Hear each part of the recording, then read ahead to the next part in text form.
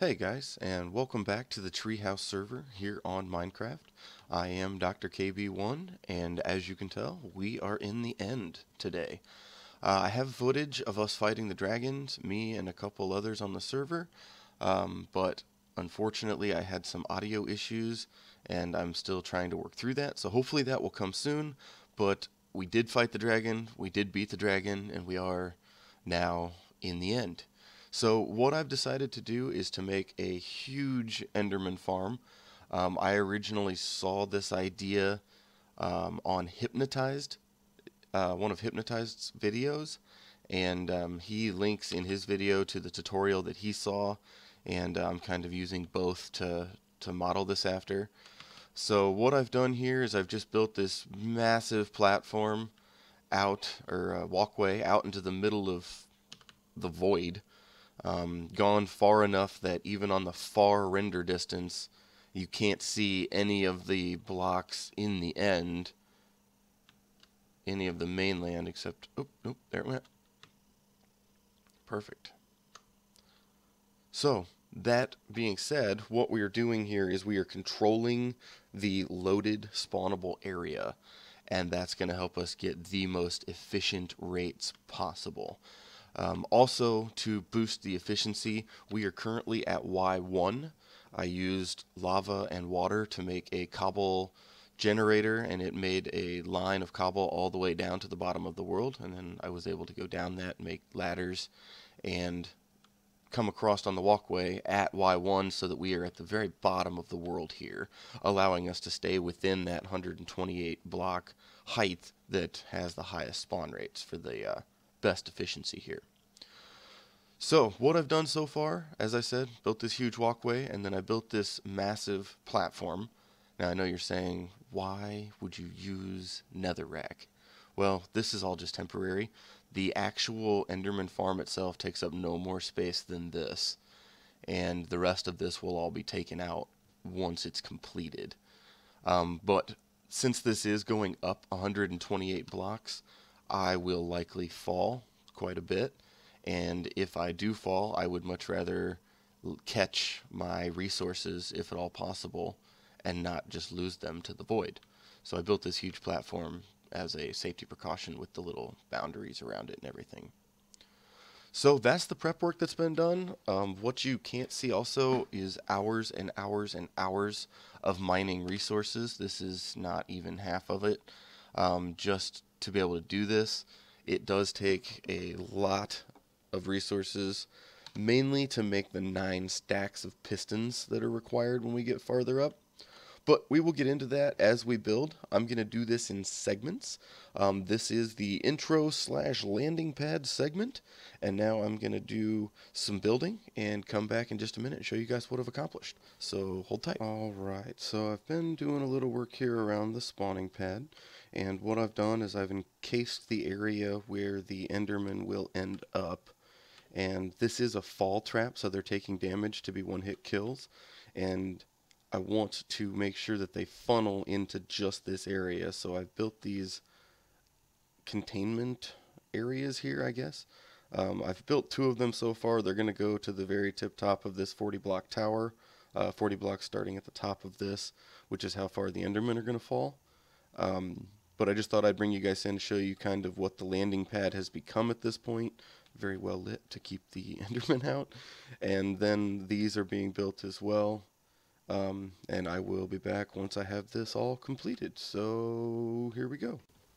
Alright guys, so I've finished the containment area here, and at the very top I made a path of full blocks, which I forgot Enderman can spawn on, forgot to put torches.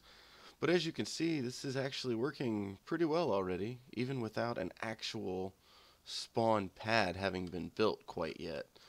So they are coming down. I believe they are one-hit kills, which is beautiful. And just die, all ye Endermen. This is great. This is already working, and I haven't even made the spawning platforms yet. These sounds are awful, so I'm going to go ahead and cut out here, and we will get started on the next segment. So now I'm at the top of the containment area, and I've got this about half built, and I just wanted to kind of show how this works. So as we saw a moment ago, the Endermen falling from this height, which is where they were spawning, were one-hit kills, which is perfect. So we don't want them to be falling from any farther up than that, because then they will just die when they hit, and it won't be an XP farm.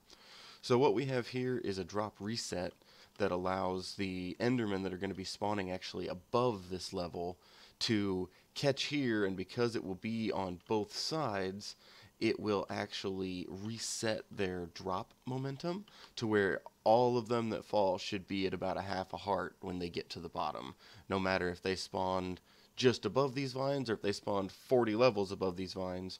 They will all be at the same momentum when they come out of here, and that way they will all be at the same health when they hit the landing pad down there.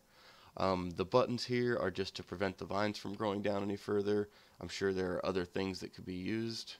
Blocks are not recommended. That's just me being stupid. But I'm going to finish this off and then get the first spawn pad built, and we'll be back so I can show you guys how that works. Alright, so this build is getting a little more intricate now. I do have the first spawn pad made here, and this isn't completely capped off as I still need to half slab over some of the areas where they can spawn, and some of these others will get covered by the next layer being built.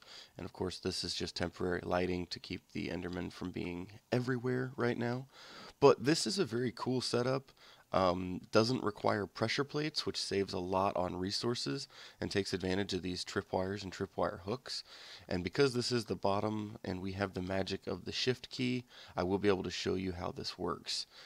Each of these spawn pads is 3 blocks tall, such as an Enderman needs to spawn, and in the third there is this tripwire that will catch.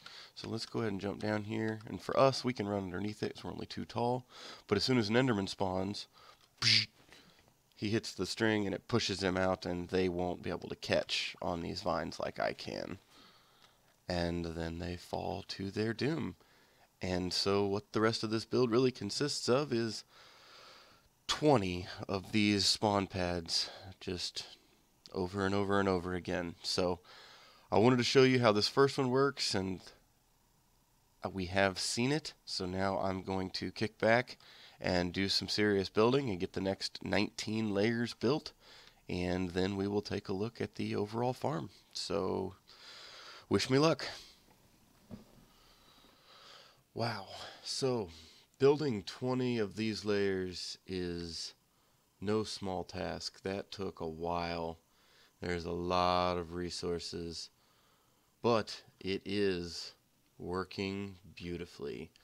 At the current moment, the Endermen that are coming down are all one-hit kills, but they are able to teleport out, so it's not very well contained yet.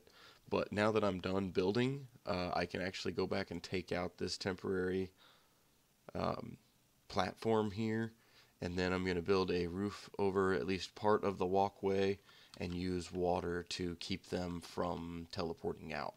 So this is the completed spawner of itself. It is working, just not 100% efficient or effective yet due to them teleporting, but it is beautiful that the only spawnable area is in the trap, because all of these guys are one-hit kills.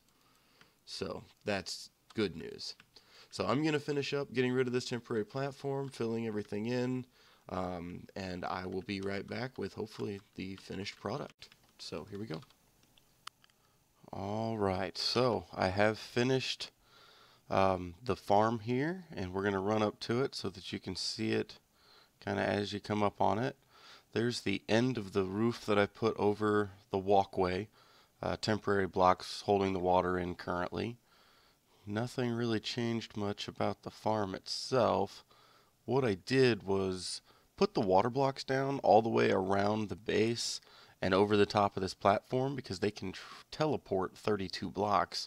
So I came out 32 blocks and then came out some extras to make sure that we were just going to be good with this here, and that keeps them all contained in that little area right there. So that is the finished product, And as you can see, I'm at level 2 right now. I will just go ahead and run in here, and I will get rid of the sword. I don't need the sword. And this is how easy it is. This noise is awful, and I apologize, but it's only on 1%. I can't really do much too much more about it. But if you keep an eye on my experience level, you will see that it is going up very rapidly. This is much more efficient than any other XP farm I've ever seen. I have a triple cave spider spawner on this server, and this is just blowing it out of the water. No questions asked, just demolishing it. It does slow down a little bit when you get above 20. I'm sorry, I've got to get rid of this sound.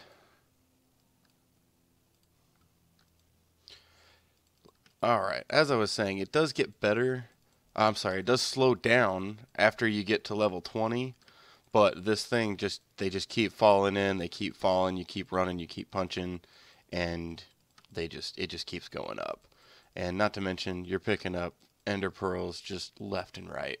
So I'm going to start starving now as I finish this. I will need to get some sort of food down here. But you can see easily how efficient that XP farm is. So that's it, guys. There's definitely some more work to be done down here. I've got some stuff on me, like this ender chest that's going to come in really useful. I'm thinking that maybe opening up a side of this and putting an enchanting room in, and maybe doing some storage space down here for ender pearls and whatnot would be a good idea. So I'm going to save that for the next episode. Maybe we'll do a little more build and talk style episode rather than in segments like we did this one. But with just such a massive build, I didn't really have too much choice. I definitely don't have like the 8 hours that it took to build this worth of comments to make. So there's a last look at it, guys. I'll have this cleaned up and a few more features added to it the next time we see it. I hope you enjoyed following along with this, and let me know in the comments if you have any questions or if there's anything that I could have done differently. I really appreciate you watching, guys. Thanks. Have a good one.